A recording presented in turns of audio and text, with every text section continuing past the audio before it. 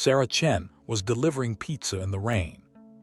14-hour shift, wet uniform, the kind of tired that sits in your bones and doesn't move when you stand up. She was carrying a box up 11 flights of stairs because the elevator in the luxury apartment building was broken, and she was doing it because she needed the money, and she needed the money because of Maya, and Maya was the reason for everything. She knocked on the penthouse door. The woman who answered was wearing a silk robe that cost more than Sarah's monthly rent. She looked at Sarah the way certain people look at delivery drivers, not the way you look at a person, but the way you look at a problem that has arrived at your door and needs to be processed and dismissed. What happened next was ugly. The kind of ugly that has nothing to do with the rain or the elevator or the cold or the pizza. The kind that comes from a person who has decided that certain other people exist on a different level of the human scale and can be treated accordingly. Sarah knelt on the floor of that penthouse and cleaned up a mess that was not hers to clean. She did it quietly, without argument, with something on her face that the woman in the silk robe read as submission, and that was actually something else entirely. 3 weeks later, the woman's husband was dying on an operating table in City General Hospital, and there was one person in the world who could save him. Now, I am going to tell you everything, but not yet, because before the hospital and the operating room and the moment that Chloe stood in a corridor and understood what she had done, before all of that, you need to understand who Sarah actually was, where she came from, what medicine meant to her, and why she had walked away from the most celebrated surgical career in the country to deliver food in the rain. You need to understand the orphanage, and Maya, and a man named Dr. James who changed the direction of a child's entire life with one sentence. You need to understand what kind of person walks out of a penthouse having been treated like dirt, and then, 3 weeks later, chooses to save the life of the person who did it. Because that choice, that specific choice, is the most important thing in this story, and understanding it requires understanding everything that came before it. Stay right here. Like this video if you believe that who you are in private is who you actually are. Subscribe to Tribal Tales Hub new story every week. Hit that bell. Comment below, would you have made the same choice Sarah made? Be honest. The orphanage was called St. Agatha's. It was in a part of Lagos that had been working class in the 1970s and had stayed working class while the parts of the city around it moved in different directions, which meant that by the time Sarah Chen arrived there at age 4 in 1992, it was a building that was running on donations that were never quite enough and goodwill that was never quite sufficient to replace the donations. Sarah's parents had died in a road accident on the Lagos-Ibadan Expressway. This was the information in her file. The accident was real, the deaths were real, and the 4-year-old found at the scene by the roadside assistance workers was real. Everything before the accident was less certain. Her file said she had been born in Lagos, that her father had been a technician of some kind, that her mother had worked in a textile shop. These details were thin, and she had never been able to fill them in. She grew up at St. Agatha's alongside 23 other children whose circumstances were various, and whose common condition was that the adults who should have been responsible for them were absent. She was not a sentimental child. This is not to say she was not feeling. She felt things deeply, in the specific way of children who have learned early that feelings need to be managed carefully, because there is nobody guaranteed to help you manage them. She observed. She assessed. She understood her environment with a clarity that her early teachers found unusual and sometimes slightly uncomfortable. The kind of clear-eyed reading of a situation that most adults preferred not to encounter in an 8-year-old. She was also exceptional at school. Not in every subject in the sciences specifically. Biology and chemistry arrived in her mind as languages she had been waiting to learn, as frameworks that explained things she had been trying to understand without the vocabulary for. She read ahead of the syllabus. She asked questions that her teachers had to go away and check before answering. She won the school science competition at 11, at 12, and at 13. The first person who named what he saw was Dr. Emmanuel James. Dr. James was a physician, a retired one by the time he became a regular visitor to St. Agatha's, who had been donating his time to the orphanage's health program for 6 years when he first properly encountered Sarah. He came monthly to examine the children and to maintain a basic health record for each of them, and to identify anything that needed more formal medical attention than the orphanage could manage internally. He had examined Sarah at her regular checkup when she was 13. She had asked him, during the examination, a question about what he was listening for when he put the stethoscope on her chest. He told her. She asked a follow-up question. He answered. She asked another.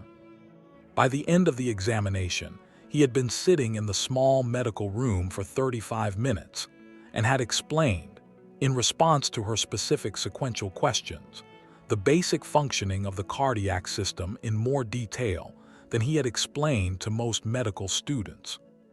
She had not written anything down. "You are going to be a doctor," he said. He said it not as encouragement, as information. "I cannot afford medical school," she said. She was 13 and she was practical. "I know people," he said. "Will you let me make some calls?" She looked at him.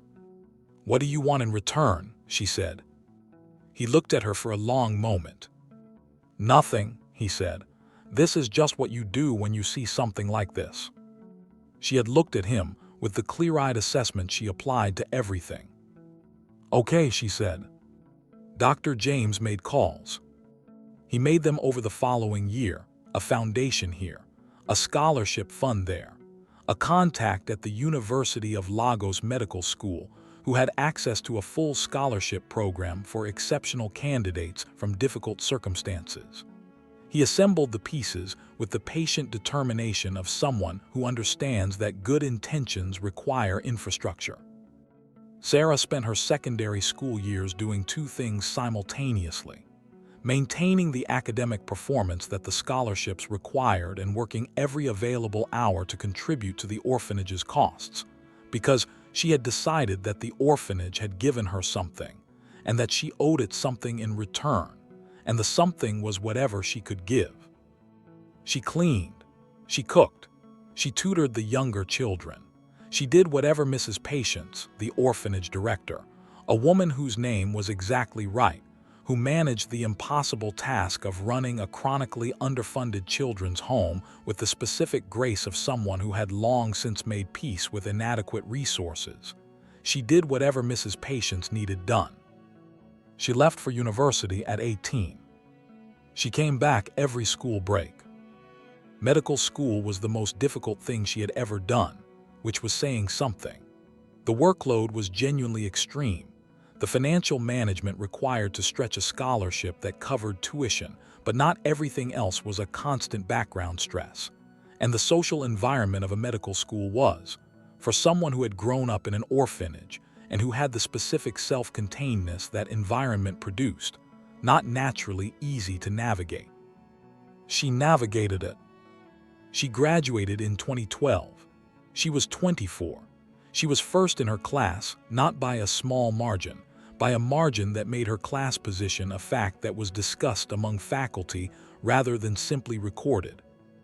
She had a specific genius for cardiac surgery that emerged in her surgical rotations, and that the head of cardiothoracic surgery, a man named Professor Ademi, who had been teaching surgical residents for 30 years, and who did not use the word genius lightly, mentioned in a departmental meeting in her second year of residency.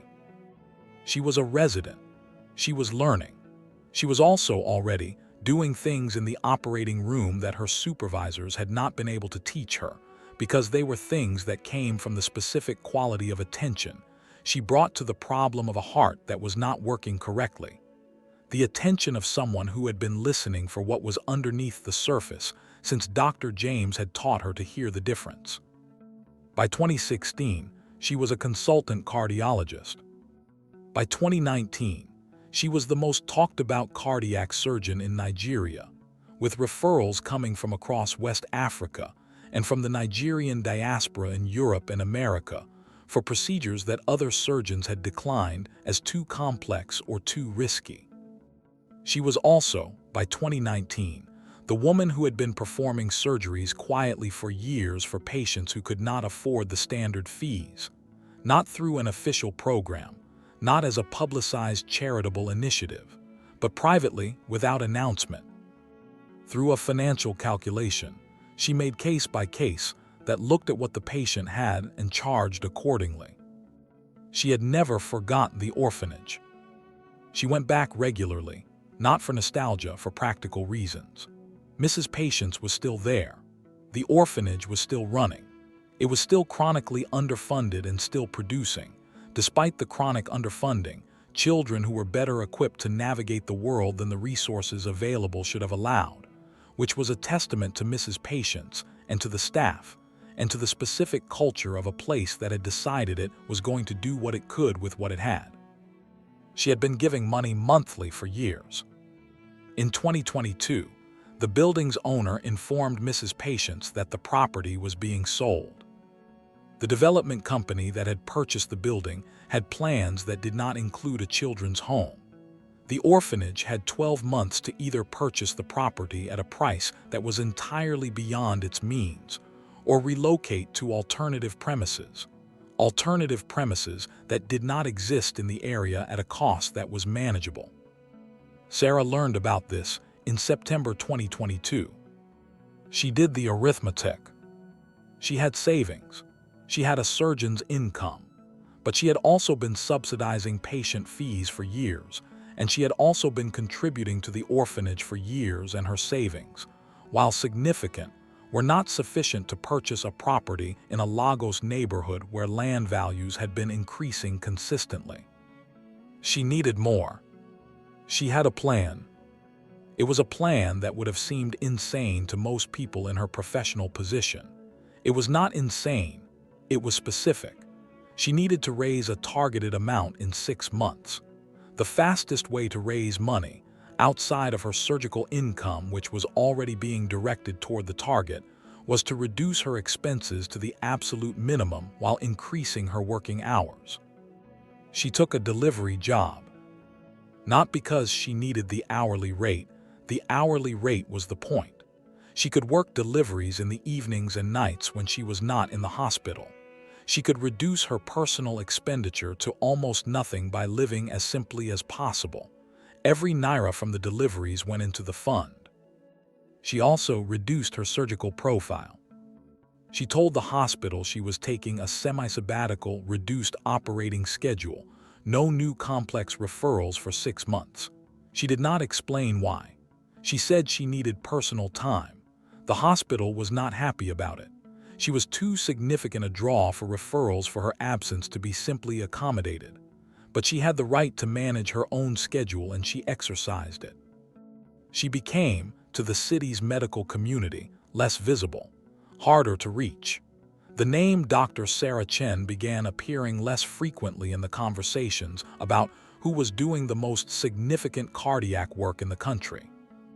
She became, to the city's delivery dispatch system, a reliable driver who knew the streets well and who was rarely late, and who got good customer ratings, except from the occasional person who found the waiting time for an elevator that was not her fault to be her fault. She became, to herself, the person she had always been, the girl from St. Agatha's, doing what needed to be done with what she had, without requiring that anyone else understand why. Stay with us, because the rain is coming and the penthouse door is about to open. Chloe Bancroftos had been beautiful since she was 17, and had been aware of it since about 17 and a half. This was not her worst quality.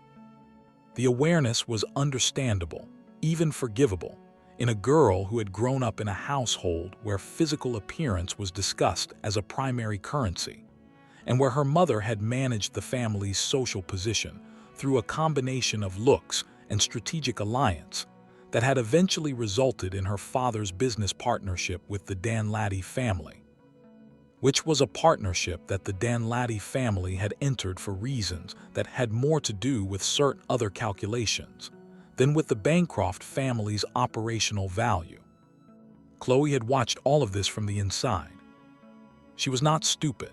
This was important to establish because the version of Chloe that was visible in public, glossy, performatively shallow, dedicated to the management of an image that communicated leisure and taste, was not the full picture. She was intelligent in ways that her choices had not developed and that her environment had not rewarded. She had been good at mathematics in secondary school, which nobody had considered relevant to her future. She had a sharp political intelligence, the ability to read a room and understand the dynamics in it, that she deployed primarily in the service of social maneuvering. She had married Victor Osai when she was 28. Victor Osai was 41 at the time of the marriage. He was the founder and CEO of Osai Capital Group, a private equity and asset management firm that had been one of the most significant financial operations in West Africa for 15 years. He had built it from a trading firm he had started with 3 colleagues in 2001, using a combination of genuine financial intelligence and a specific network of relationships that he had been building since his time at the London School of Economics in the late 1990s. Victor was not a bad man. He was a busy man. There was a difference between these two things that the people close to him sometimes had trouble separating. He worked 14-hour days as a routine condition of his professional life, and had been doing so for 20 years. He was emotionally intelligent in the boardroom and professionally warm and personally somewhat distant, which was the specific combination produced by decades of treating relationships as manageable rather than as things that required sustained, unstructured attention. He had been married once before. He had 2 adult children from that marriage, a son who worked in the London office of Osai Capital and a daughter who was a physician in Johannesburg.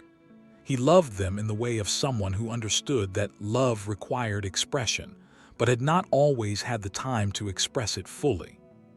Chloe was his second chance at a domestic life that worked. She managed the household with the same strategic intelligence she brought to her social positioning. She managed the staff, the social calendar, the dinner parties that Victor needed for professional reasons, the events that required a polished presence. She did this well. What she did not manage well was uncertainty. When she felt uncertain about her position, about Victor's attention, about her own significance in any given situation, she expressed this as control. And when direct control was not available, as sharpness. The sharpness had become, over the years, a default mode that she applied to situations and people who she had categorized as unable to affect her status significantly. Delivery drivers, hotel staff, anyone in a uniform that communicated service. She was not conscious of the calculus. It was too automatic for consciousness. It had been learned so early and reinforced so often that it operated without deliberate thought, the same way that some people open doors for others without thinking about it. She was unkind to service staff without thinking about it. The night of the pizza delivery was a Wednesday in November. Victor was at a dinner, one of the regular professional dinners that happened 4 or 5 times a month. He would be back by 11.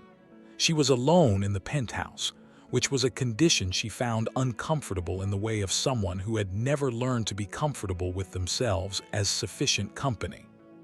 She had ordered pizza at 9:30. At 9:53, the delivery notification said the driver was at the building. At 9:58, the delivery app updated to say the driver was in the elevator. At 10:02, the elevator was out of service.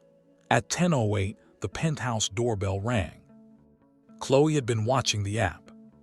By the time she opened the door, the 8-minute gap between when she expected the pizza and when it arrived had accumulated a specific, petty frustration that was looking for somewhere to land. Sarah was standing in the doorway. She was wet, The November rain was heavy, and she had been between buildings in it multiple times during the shift. Her uniform, the orange jacket and black trousers of the delivery service, was soaked from mid-thigh down where the rain had come over her waterproof. Her hair was wet. She was carrying the pizza in the insulated bag that delivery drivers carried for exactly this kind of weather, which meant the pizza was likely still warm. She was also, even wet and tired after 14 hours, someone whose bearing communicated something specific. Not a dramatic presence. She was not the kind of person who filled rooms.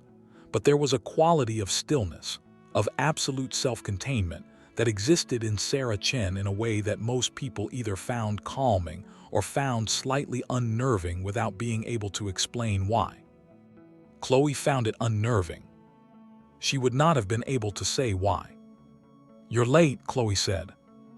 "The elevator is out," Sarah said. "I'm sorry for the wait the stairs took." "I don't need the story," Chloe said. "I need to know why my floor is wet." Sarah looked at the floor. There was water from her shoes, 2 wet footprints, and a small puddle forming from the drips off her jacket. "I'm sorry," Sarah said. "I came through the rain." "You're dripping on Italian marble," Chloe said. "Do you have any idea what this flooring costs?" Sarah was quiet. "I'll clean it up," she said. She opened the insulated bag. She took out the pizza box. She held it out. Chloe looked at it. "You think I'm eating something that was carried by someone who looks like a wet dog," she said. Sarah held the pizza box. "The pizza has been in an insulated bag," she said. "It should be." Chloe took the box from her hands. She put it on the hall table. She opened it. She looked at the pizza. "It's not even hot," she said. The pizza was warm. Not the temperature of a pizza that had just come out of an oven. The temperature of a pizza that had been insulated for 11 minutes while someone climbed 11 flights of stairs in a rainstorm. "Warm food from someone who smells like this is not food I eat in my house," Chloe said. She picked up the box. She dropped it on the floor. It landed face up, but the fall knocked the lid open and one slice had shifted. Not ruined, open, accessible, clearly still food, still warm. "Clean it up," Chloe said. Sarah looked at the pizza on the floor. She thought about Maya. Maya was 11 years old. She was at St. Agatha's, had been there since she was 2, which was the age she had come to the orphanage when her young mother had not been able to keep her. She was a small girl with large eyes and a laugh that came easily, and that, in the 4 months since her diagnosis, had come less easily. She had a cardiac condition, congenital, the kind that had been manageable in childhood with medication, but that was progressing in a way that required surgical intervention. The surgery was available. The specific type of procedure she needed was something that Sarah had performed 47 times. It was also expensive. The post-operative care, the equipment, the weeks of recovery in a medical facility. The sum that Sarah was working toward was, for Maya specifically, enough to cover everything that the orphanage's basic medical coverage did not cover, and that the hospital's standard charity provision fell short of. 4 more weeks of deliveries. She knelt on the floor of the penthouse, and she picked up the pizza box, and she wiped the marble with the cloth she carried for exactly this kind of spill, because spills happened in this job, and you needed to be prepared for them. She did not look at Chloe while she cleaned. She thought 4 more weeks. She thought this does not matter. She thought Maya laughed this morning when I called her. She laughed about the sparrow that had gotten into the ward. She stood up. She had the pizza box in her hands. "What am I supposed to do with this?" she said. "Leave it in the hall and get out," Chloe said. "Can I take it back?" Sarah said. "It's still good, I could." "It's your problem now," Chloe said. "You made me late for my show and you dripped on my floor and now you want to negotiate. Get out before I call your company." Sarah looked at her for a moment. In that moment, the specific 2 seconds of looking, she saw something in Chloe that she would think about later. Not the contempt, which was surface. Something underneath it, a brittleness, the specific fragility of someone who was managing a fear of their own insignificance by constantly demonstrating their significance over the people who could not respond. She recognized it. She had seen it in the hospital, in relatives of patients who were frightened and who expressed the fear as aggression at nurses and orderlies and anyone they could direct it at. It did not excuse it, but she recognized it.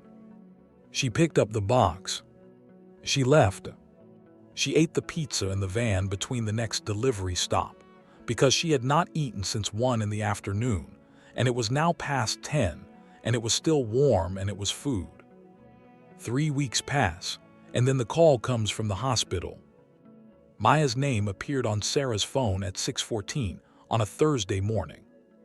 Sarah was in the small apartment she had been renting for the past 4 months, smaller than her usual home, chosen specifically because it cost less, the savings contributing to the fund alongside the delivery income. She was awake. She was usually awake by 6 because medical training had installed an alarm clock in her body that had never been fully turned off. She picked up immediately. Not Maya's voice. The ward nurse, Adiz, who had been looking after Maya for the past 8 weeks and who had Sarah's number from the beginning of the arrangement. Adiz's voice had the specific quality of someone who was saying something difficult and was saying it as clearly as possible because clarity was the only thing she could offer. Dr. Chen, Maya has deteriorated overnight. Dr. Balagun has reviewed and he believes the cardiac progression has accelerated faster than the projections. She is stable, but... "I'm coming," Sarah said.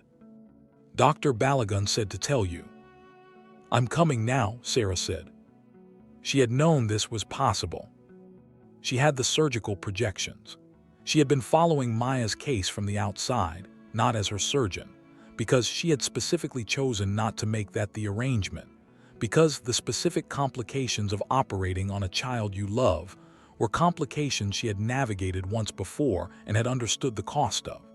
She had been following the case as the funder, the supporter, the person who visited on Sundays and brought books and asked about the sparrow. She had known there was a window, a period in which the surgery needed to happen for the recovery projections to remain what they needed to be. She had been tracking the fund against the timeline. The fund was 3 weeks short. She drove to the hospital. Dr. Balagun, the pediatric cardiologist managing Maya's case, was waiting for her in the corridor outside Maya's ward. He was a good physician. She knew him professionally, respected his judgment, trusted his reading of the situation. He showed her the overnight data. She looked at it with the specific trained attention of someone who did not need him to interpret what she was seeing. "The window," she said. 2 weeks, he said. "If we wait longer than 2 weeks, the recovery projections become significantly less certain." "I understand," she said. "Dr. Chen," he said, "the surgery." "I know what the surgery is," she said. "I am asking whether you are going to perform it." She looked at him.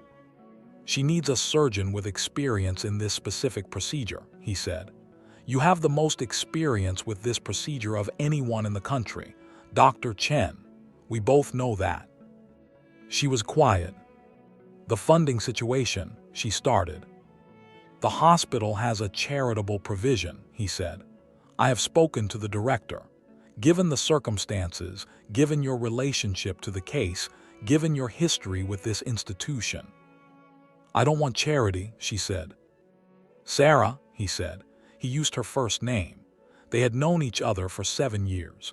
He used it the way a colleague used it when professional distance was the wrong register. "She is 11 years old and you are the best surgeon for this case, and you have been working delivery shifts for 4 months to save an orphanage. Let the institution help." She looked at the ward door. She thought Maya's laugh this morning. She thought the sparrow in the ward. "I'll review the full file," she said. "I'll have it sent to your office," he said. "Your real office, not your delivery van." She looked at him. Adiz told me about the delivery job, he said.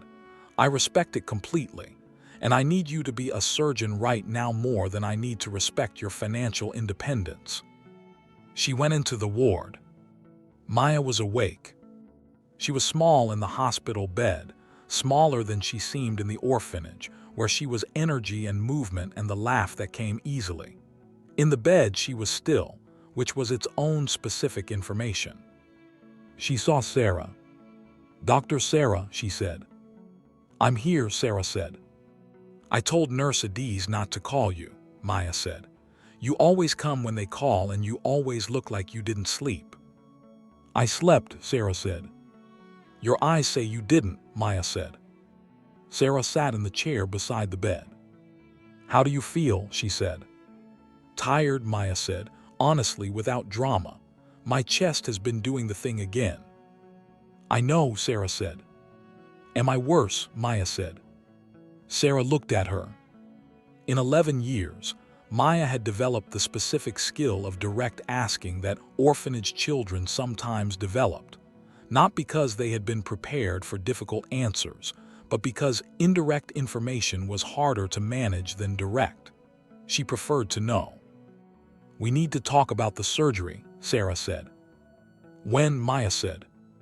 "Soon," Sarah said. "Are you going to do it?" Maya said. "Yes," Sarah said. She had made the decision in the corridor with Dr. Balagun. She had been moving toward it for months. She had been trying to find a way to reach it without the institutional help that felt, to her, like debt. But there were debts and there were debts, and the debt to Maya's life was the one that did not allow for financial pride. "Good," Maya said. "I want you to do it, not one of the other ones. You." "I know," Sarah said. "Because you are the best," Maya said. "I am very good," Sarah said. "You are the best," Maya said. "Mrs. Patience told me. She said you are the best cardiac surgeon in the country and everyone knows it and you just don't like saying it." "Mrs. Patience talks too much," Sarah said. Maya smiled. There it was, the laugh, close, not the full thing, the precursor to it. "The sparrow came back this morning," Maya said. "Before you got here, it came to the window again." "What did it do?" Sarah said. "Looked at me," Maya said. "For a long time, then it flew away." "Sparrows look at things," Sarah said. "Do they understand what they're looking at?" Maya said. "I think," Sarah said, "they understand more than they get credit for." She stayed for an hour. She drove back to the apartment. She showered. She changed. She opened her laptop and she began reviewing the surgical file that Dr. Balagun had sent. She worked through the afternoon. At 4 o'clock her phone rang. It was the delivery dispatch system. She had a scheduled evening shift. She looked at the phone. She looked at the surgical file. She called the dispatch and canceled the shift. She sent a message to Mrs. Patience explaining the situation with Maya. Mrs. Patience called immediately, not to thank her, because Mrs. Patience did not perform gratitude in the way of someone who thought it required elaboration, but to ask the practical questions about the timeline and the recovery, and what the orphanage needed to prepare. She answered the questions. She went back to the file. She would operate in 10 days. She did not know, when she made this decision, that in 3 days the situation at City General Hospital was going to become significantly more complicated. She did not know that Victor Osai was going to be admitted to the cardiac emergency unit. And she did not know that Chloe was going to be in the waiting room. This is where the story turns, and the turn is not what anyone expected. Subscribe to Tribal Tales Hub, because the hospital scene is coming and it is not going to go the way you think. Hit that bell. Victor Os collapsed during a board meeting. He was presenting the second quarter results to the Osai Capital Board when, mid-sentence, he stopped. He put one hand on the conference table. He said nothing. He sat down. The board members watched in the specific confused alarm of people whose context has been professional and who are registering something that is not professional at all. He was taken by ambulance to City General Hospital. Chloe was at a lunch when she got the call. She arrived at the hospital 20 minutes later, still in the dress she had worn to the lunch, with the specific disorientation of someone who has been somewhere entirely ordinary and has suddenly arrived somewhere that requires everything you have. She was taken to the VIP consultation suite where the senior cardiologist on duty, Dr. Emeka Nwachukwu, who was head of cardiology at City General, was waiting to speak to her. He explained what had happened and what was happening. Victor had experienced a significant cardiac event. The initial assessment indicated a rare and complex arterial blockage, a configuration that was specific to a very small percentage of the patient population, and that required a surgical approach that was beyond the standard surgical repertoire. It was a condition that presented rarely and that required, therefore, a surgeon with specific experience in this precise kind of case. "How many surgeons can do this?" Chloe said. Dr. Nwachukwu looked at her. "In the country," he said. "Yes," she said. "One," he said, "with the level of experience this case requires, one." "Who?" she said. "Dr. Sarah Chen," he said. "She is currently on a reduced schedule. We have been trying to reach her." "Reach her faster," Chloe said. "I don't care what it costs. Get her here." Dr. Nwachukwu did not say what he knew, which was that the cost was not the issue. Dr. Chen was not unreachable because she was expensive. She was harder to reach because she had deliberately reduced her profile for reasons that were her own. He would reach her. He already had a message sent through 3 channels. He was confident she would come. What he was not confident about was the timing. "Is he going to die?" Chloe said. He looked at her. "Not immediately," he said. "He is stable, but the blockage is significant, and the longer we wait, the more the cardiac muscle is compromised. We need to proceed within 24 to 48 hours. "Then get the surgeon," Chloe said. She went to the waiting room. The waiting room at City General's VIP wing was comfortable in the way that hospitals design their premium spaces. Not clinical, not the specific functional austerity of the standard waiting areas, but with furniture that was selected and lighting that was warm and a quality of quiet that was maintained deliberately. She sat in it alone. Victor's son Daniel had been reached in London and was on a flight. His daughter Dr. Amara Osei was en route from Johannesburg. There were colleagues and board members who had been informed and who would arrive. There were lawyers to be notified and documents to be reviewed, and the specific machinery of a significant business continuing to turn while its principal was unconscious in a cardiac ward. She sat alone in the waiting room. She was afraid in a way she had not been afraid in a very long time, since her father's illness actually, which was 15 years ago and which she had managed through the specific strategy of staying busy and controlling everything she could control. There was nothing to control here. There was a man in a room who was the organizing principle of her daily life, and she was outside the room, and there was nothing she could do. She thought about the night of the pizza delivery. Not specifically. It didn't arrive as a specific memory. It arrived as a category. The specific evening of the pizza was one instance of a pattern, and in the waiting room with nothing to manage, the pattern was visible to her in a way that it was not when she was in motion.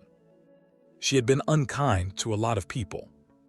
Not because she had thought about it and decided to be unkind, because she had decided at some level and probably a long time ago that being unkind to certain people was acceptable because those people were not. She had not said this to herself in these terms, but it was the operating premise, because those people were not fully real to her. They were functions. The delivery driver was a function. The cleaning staff were functions. The hotel staff were functions. She sat in the waiting room and she thought, what if Victor is someone else's function? What if the surgeon, when she arrived, looked at Victor and saw the same thing Chloe had been looking at people and seeing for years?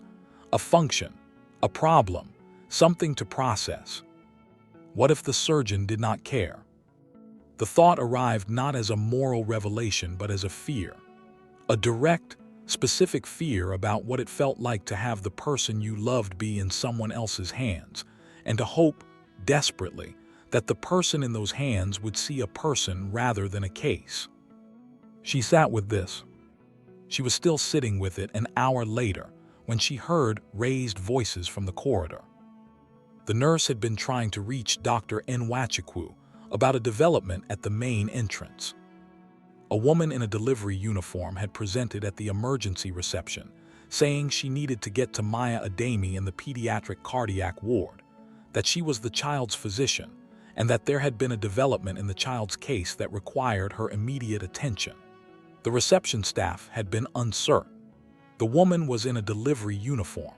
Her credentials had not been confirmed through the standard process because the standard process was slower than the situation warranted. She had been asked to wait. She had not waited. She had located, through the specific direct method of someone who knew hospital geography, the staff-changing area adjacent to the surgical floor, and had presented herself there requesting access to the surgical preparation rooms on the basis of her physician credentials, which she had produced from the small document wallet she carried with her delivery bag. The nurse who had encountered her there had called Dr. Nwachukwu. Dr. Nwachukwu had come. He had seen Sarah Chen in a delivery uniform in the corridor of his surgical floor.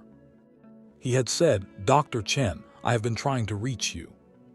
She had said, "I got the message. I was already on my way here for another case. What is the cardiac emergency?" He had explained Victor Osai's case in 45 seconds. She had said, "Pull the imaging, I need to see it." He had said, "Are you available for this?" She had said, "Pull the imaging." This was the moment Chloe came out of the waiting room. She had heard the commotion, the raised voices, the specific noise of something happening in a corridor that had been quiet. She had come to the door of the waiting room. She saw Sarah. The wet delivery jacket, the uniform, the woman she had spoken to in her penthouse 3 weeks ago. She said, "You." Sarah turned. She saw Chloe. The specific quality of the recognition that passed between them, 2 seconds of mutual acknowledgement, contained the full weight of the penthouse evening. Chloe said, "What is she doing here, guards?" "Mrs. Osai," Dr. Nwachukwu said. He said it with the authority of someone who was not going to be redirected. "This woman was in my house last month," Chloe said. "She is a delivery driver. She has no business on a surgical floor." "Mrs. Osai," Dr. Nwachukwu said again. Chloe stopped. He looked at her. He said, "This is Dr. Sarah Chen. She is one of the most accomplished cardiac surgeons in this country. She has performed more successful surgeries of the type your husband requires than any other surgeon I am aware of. She is, in fact, the surgeon I have been trying to reach since your husband was admitted." The corridor was very quiet. Chloe looked at Sarah. Sarah looked at Chloe. "The wet dog," Sarah said, "is the only surgeon in this building who can help your husband tonight." Chloe's face did something that Chloe's face was not accustomed to doing. She sat down. She sat down right there in the corridor, not on a chair. She sat on the floor of the corridor with the specific incapacity of someone whose legs have stopped working, because the person inside the legs is processing too much at once. Dr. Nwachukwu moved to help her. Sarah was already looking at the imaging on the tablet that a nurse had brought. She was in the operating room 40 minutes later. 4 hours, Chloe waits alone in the corridor, and then Sarah comes out. Victor Osai's surgery lasted 4 hours and 11 minutes. Chloe spent them in the corridor, outside the operating suite. Not in the waiting room. She had moved from the waiting room to the corridor when the surgical team went in, because the waiting room felt too far and the corridor was as close as she was allowed to be. She sat on a chair that a nurse brought her, and she watched the closed door of the operating suite. Daniel arrived from London 2 hours into the surgery and sat beside her. He was 34, dark-suited, with his father's specific quality of composure that was also his father's specific quality of distance. He sat beside her, and they did not talk much, but they were in the same place, which was enough. Dr. Amara arrived from Johannesburg as the surgery was finishing. She was a physician, not cardiac. She was in internal medicine, and she understood what was happening inside the operating room in a way that the others did not, and she sat with the specific additional weight of that understanding. Chloe thought, during the 4 hours, about the corridor. About the moment she had seen Sarah in the delivery uniform and had said her first instinct out loud, the guards, the dismissal, the loser, and about what Dr. Nwachukwu had said after. She thought about the penthouse. She thought about her father's illness, which was the only time she had been in this specific position before, outside a room, unable to affect the outcome, completely dependent on the people inside. She had prayed then. She had not prayed in a long time. She prayed now, not the formal prayer of someone who was sure of the mechanics, the direct prayer of someone who was talking to whatever was there and could hear. She thought, let him be all right. She thought, let her be good enough. She thought, please let the woman I was unkind to be good enough to save the man I love. The prayer contained its own irony, and she felt the irony, and she thought, this is what I deserve to feel. This specific fear that the person who has the power to save someone I love might not use it well. This is what I have been giving other people for years, and this is what it feels like to receive it. She also thought, which surprised her, she was excellent. Even in the corridor, even at the moment of being recognized, Sarah Chen had turned her attention to the imaging without drama. She had been in a delivery uniform, and she had looked at that imaging with the attention of someone who was not performing competence, but was simply in it. The immediate, complete professional focus of someone for whom the work was the thing, and everything else was secondary. Chloe had never looked at anything the way Sarah Chen looked at that imaging. She thought about that. She thought, what does it feel like to be that good at something that matters that much? She thought about the things she was good at, the room management, the social positioning, the dinner parties. She was genuinely good at these things. They did not feel, sitting in the corridor outside the cardiac operating suite, like the same category of good. At 11:47, the operating room door opened. Sarah came out. She was still in the surgical gown. Her hair was in a surgical cap. She looked tired in the specific way of someone who has been doing something that required everything for 4 hours and who is now on the other side of it. She saw Chloe. She saw Daniel. She saw Amara, who had stood and was reading Sarah's posture with the trained eye of a physician, looking for the information that would come before the words. Sarah said, "He is out of the operating room. The surgery was successful. The blockage has been addressed. He will be in recovery for several hours and we will monitor him through the night, but his vitals are stable and the procedure went as well as this procedure can go." Daniel exhaled. Amara closed her eyes for a moment. Chloe said nothing. She looked at Sarah.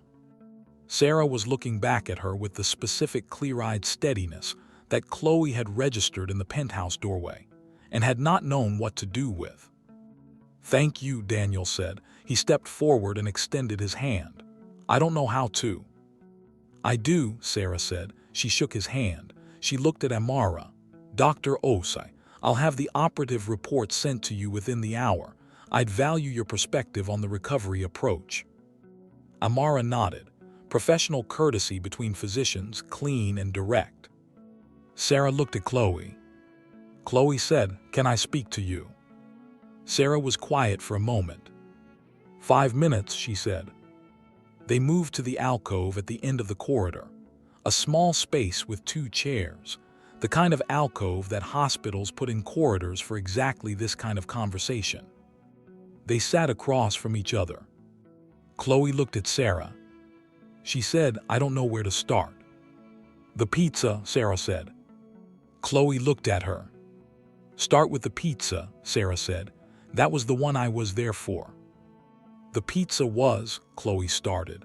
She stopped. She started again. I treated you terribly. I treated you like you were less than I was.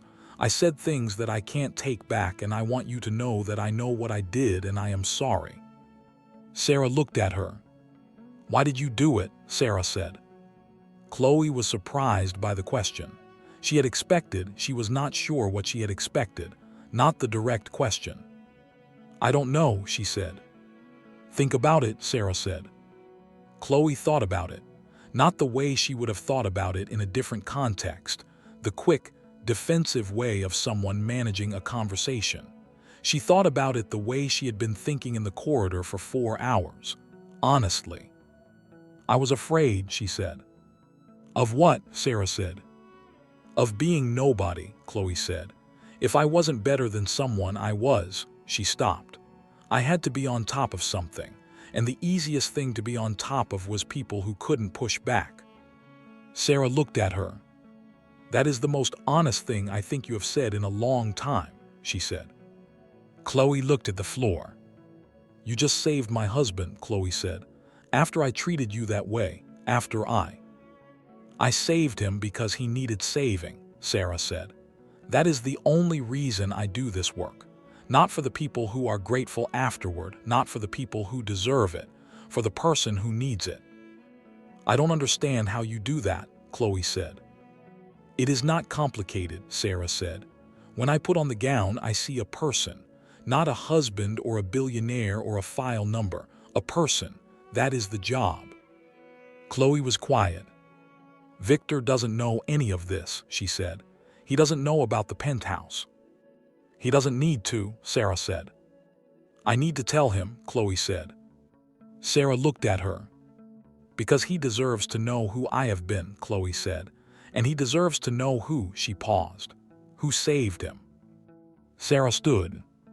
There is something you can do, she said. Anything, Chloe said. Sarah told her about St. Agatha's. The building being sold, the development company, the fund she had been building for 6 months while delivering pizza in the rain, the amount that was still short. She said it plainly without performance, just the facts, the situation, the child. Chloe listened. When Sarah finished, Chloe said, How much? Sarah told her. Chloe said, What else does the orphanage need? Not just the building, everything, running costs, staff, medical provision. Sarah looked at her. This is not about guilt payment, Chloe said. I know what it looks like. I know you are probably calculating whether this is genuine or whether this is someone trying to buy their way out of a bad feeling. I am calculating that, Sarah said. It is genuine, Chloe said. Because I sat in that corridor for 4 hours thinking about what it feels like to need someone to care about your person. And I thought about all the people I have treated like they were less than people. And the only thing that feels like it makes any sense tonight is to stop doing that and start doing the opposite. Sarah looked at her for a long moment. Mrs. Patience runs the orphanage, she said. You should meet her, not through a lawyer, go yourself. I will, Chloe said. The children will need more than money, Sarah said. They will need people who see them. I will go, Chloe said. I will go and I will listen to what they need. Sarah stood. Dr. Chen, Chloe said. Sarah stopped. Why, Chloe said, after everything, why did you still? Maya, Sarah said. She is 11 years old and she laughs easily and she talks to a sparrow that comes to her hospital window. I operate on people like Maya because they deserve to go home and see what comes next. And your husband is someone's Maya. He is Daniel's father and Amara's father and your husband. He deserves to go home. She walked away. Victor Osai came home 3 weeks later. He came home thinner and slower, and with a specific quality of attention that his family had not seen from him in years. The attention of someone who has had a very clear conversation with their own mortality and has adjusted accordingly. He reduced his work schedule. He was present at dinners. He called Daniel from London more frequently. He called Amara. He also, when Chloe told him everything, listened with complete attention. He listened to the penthouse. He listened to the surgery. He listened to Mrs. Patience and St. Agatha's and Maya and the Sparrow. He looked at his wife when she finished. "I did not know you could do this," he said. "I did not know either," she said. He took her hand. "We should go," he said, "to the orphanage together." They went on a Saturday morning.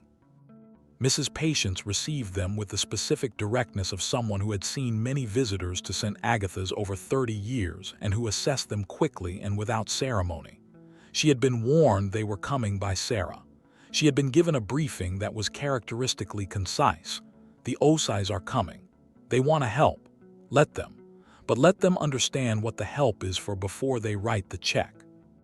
Victor and Chloe spent 4 hours at St. Agatha's that Saturday. They met the children. They met the staff. They saw the building in the specific, honest way that comes from spending time in it rather than being given a tour. Chloe sat in the main room for an hour while the children came and went around her, not performing engagement, sitting, present, allowing herself to be in the space. A girl sat down beside her. She was 11. She had large eyes. "Are you Mrs. Osai?" the girl said. "Yes," Chloe said. "I'm Maya," the girl said. Chloe looked at her. "I know," Chloe said. "Dr. Sarah says you're the one who wanted to help the orphanage," Maya said. "Yes," Chloe said. "Why?" Maya said, direct without performance. Chloe thought about the question. "Because I understand now," she said, "that the most important things are the things that happen for people who needed them, not for people who deserve them, just for people who need them." Maya looked at her. "That's what Dr. Sarah always says," she said. "She taught me," Chloe said. Maya nodded, satisfied. "A sparrow came to my window this morning," she said. "What did it do?" Chloe said. "Looked at me," Maya said. "For a long time, I think it was checking if I was okay." "Are you?" Chloe said. "I'm getting better," Maya said. "Dr. Sarah is going to do my operation next week. She says I'll feel much better after." "She's very good," Chloe said. "She's the best," Maya said. "She just doesn't like saying it." The property was purchased in December. Victor's foundation handled the acquisition, a proper purchase, through the foundation's charitable real estate program, which gave St. Agatha's long-term security rather than the precarious annual renewal cycle that had been the structure for years. Chloe joined the foundation's board. Not as a figurehead. She had been clear with Victor that if she was going to be involved, it was going to be as a working member rather than as a name on the stationery. She brought to the board the specific skills she had: the social network, the ability to identify and cultivate donor relationships, the specific intelligence about how to move people toward commitments through the right conversations at the right moments. These skills, applied to the business of keeping an orphanage funded, turned out to be more useful than they had been in the business of managing social positioning. She went to St. Agatha's twice a month. She learned the children's names. She learned which ones were new and which ones had been there for years and which ones were preparing to leave and needed support for what came next. She became, gradually, someone that the children expected rather than someone who visited. Maya had her surgery in the 3rd week of December. Sarah was in the operating room for 6 hours. She came out to find Mrs. Patience in the corridor.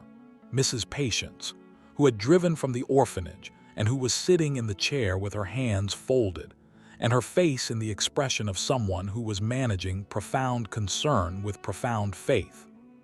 Sarah sat beside her. "She's going to be all right," Sarah said.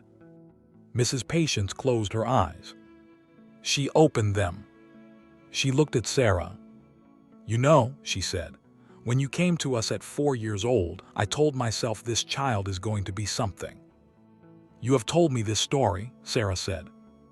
"I know," Mrs. Patience said. I tell it because it is true, and because some true things need to be said more than once. Sarah looked at the closed door of the recovery ward. "Will you stay," Mrs. Patience said, "until she wakes up?" "Yes," Sarah said. She stayed. Maya woke at 7:15 in the evening. She was groggy from the anesthesia, slow to orient, the specific unfocused quality of someone coming back from a long way away. She saw Sarah beside the bed. "Dr. Sarah," she said. "I'm here," Sarah said. "Did it work?" Maya said. "It worked," Sarah said. Maya was quiet for a moment. "The sparrow," she said. "Did you see it today?" "No," Sarah said, "but I'll watch for it tomorrow." "It'll come back," Maya said. "It always comes back." She went back to sleep. Sarah sat beside the bed and she watched Maya sleep, and she thought about 4 years old, and a file with thin details and Dr. James, and a wrong address, and a medical school scholarship, and 47 surgeries, and a delivery job, and a penthouse, and a rainstorm. She thought this is what it was all for. Not the recognition, not the ghost surgeon reputation, not the profile in the medical journals. This specific child sleeping in this specific bed, after a surgery that had gone as well as it could go. Sarah Chen went back to full-time surgery in January. Not because the orphanage was sorted out and she no longer needed to be elsewhere. Because the orphanage being sorted out meant that she could go back to the work and do both. Be the surgeon and be the person who showed up twice a month and knew which children were new and knew that the sparrow came to Maya's window. She went back with something she had not had when she left, not technically, because her technical skills had not degraded in 6 months.